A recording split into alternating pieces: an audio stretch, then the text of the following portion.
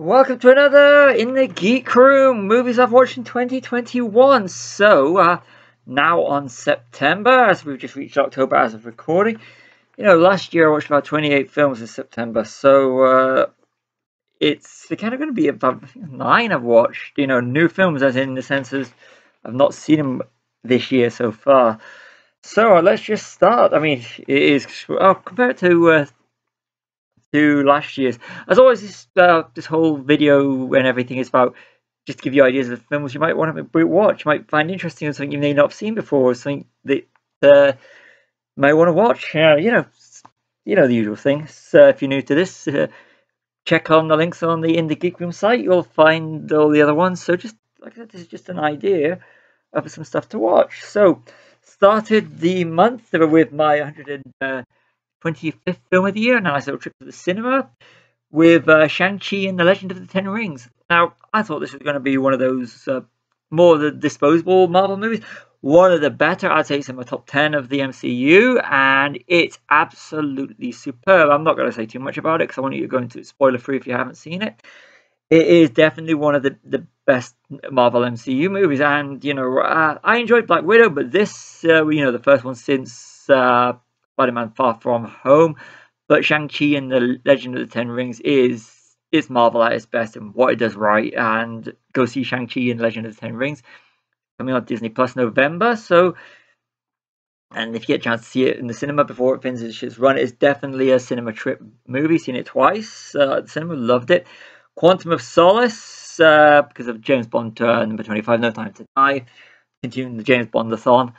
Quantum of Solace, it's not everybody's favorite Daniel Craig movie. I enjoy it. I know, admittedly, it's more of a PS to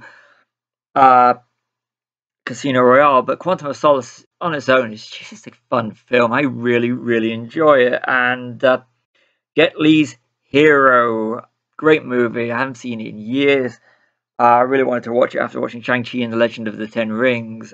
I mean, Hero, superb. Same story told 3 ways. If you haven't seen it, go see the Jet Li movie Hero. I got it on Blu-ray. Love the movie. Absolutely love the movie. Going on to this bit of a trend here. Aquafina, who's absolutely hysterical and superb in Shang-Chi and the Legend of the Ten Rings. I was persuaded to watch Crazy Rich Asians, which she's in. Gemma Chan's in it as well, who's going to be seen soon in The Eternals. But Crazy Rich Asians, lovely story, fantastic. I really enjoyed it. It's one of these feel-good, really enjoyable movies. Superb, glad I've watched it. And Aquafina, absolutely love her. She's superb. I mean, I've seen Shang-Chi and Legend of the Ten Rings. She was a revelation in it, and I look forward to watching more of her work. Just seriously spot on. Skyfall, again, continuing a defining James Bond movie. I mean, you've got, of course, you know Goldfinger, and I mean, it's like Skyfall is essentially a modern day Goldfinger in a sense. It's a defining movie of the franchise. Skyfall, if you haven't seen Skyfall, watch Skyfall. If you only want to watch one James Bond movie before you go and see No Time to Die, it would have to be Spectre, because Spectre does lead up to No Time to Die. But Skyfall is a defining James Bond movie and one of the best, easily in top 5. Jurassic World. Just wanted to watch Jurassic World, me and my fiance. So we watched Jurassic World. Big screen thing. We have a projector. I've said it before in some of the other videos. So putting on a wall with trailers and everything. So it's just good. Jurassic World. Yeah, great film. Spectre. Got to watch it no time leading up to No Time to Die. Got 2 little films. I'm gonna add in just to span it out a little bit. So I watched Shang-Chi again. Went to the cinema to see it a second time. I had to. I'm not gonna say why I went to see it because I don't want to go into spoiler territory. But it is, Knives Out. Yeah, I'm going back to Knives Out. So yeah, Knives Out. I had to watch it because Ana de Armas from No Time to Die, Daniel Craig from No Time to Die. Love Knives Out. I watched Knives Out, and because we got today with Spectre, I just glossed over Spectre. Spectre, great movie. I like Mr. Hinks, Dave Bautista. It is good. The only complaint about Spectre was that we all knew it was Blofeld from the start, and them saying it was not Blofeld. It was pretty much like what they did with Khan in Star Trek Into Darkness.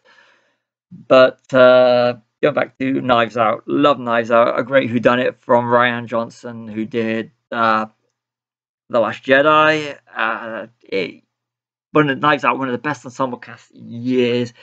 So, it's a flawless class. It's just a superb movie. Doesn't matter how many times I watch that movie. I just love that movie. Chris Evans as Ransom. I mean, I could literally go on about all the cast. I mean, Jamie Lee Curtis, of course.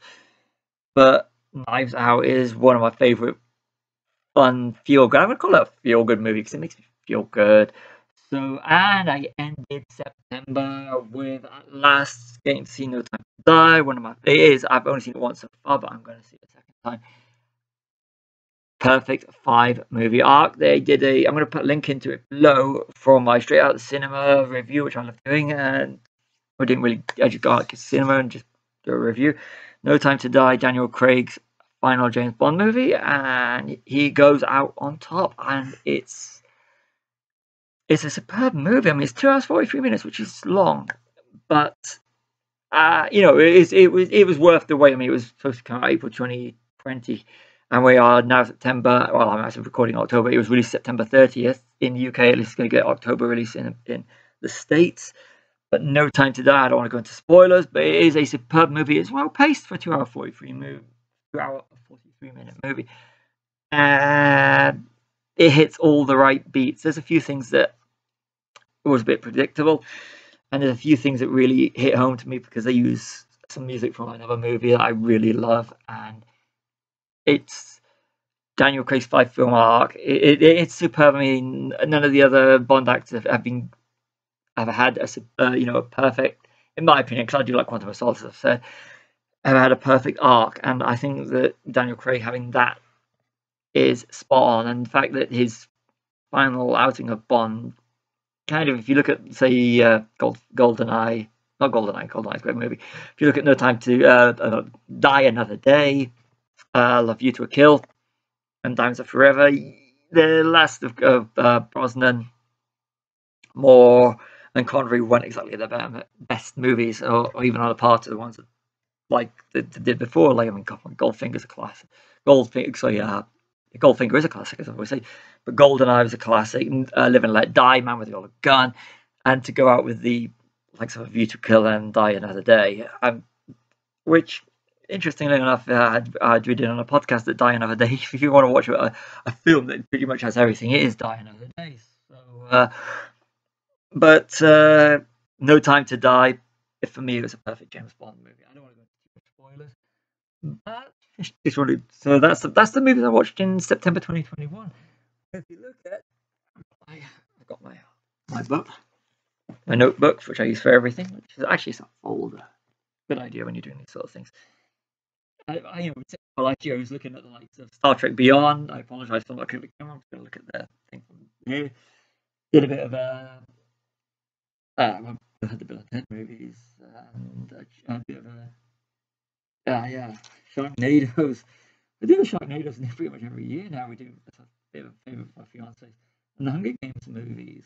A bit of a Chadwick Boseman things with the Five Bloods and 42. So Chadwick Boseman still missed Wakanda Forever. It's good actually hearing his voice in some of the little bit of thing I've been watching the Marvel What Ifs and hearing Chadwick Boseman. That's been good. We've been watching a lot of TV, so that's why limiting on the movies. But got October coming up, big Halloween things, so longer than usual for less movies. So one take. I'm Stevie W. That's what I've been watching. I hope I inspire you to watch some movies. See you all soon. Another In the Geek Room.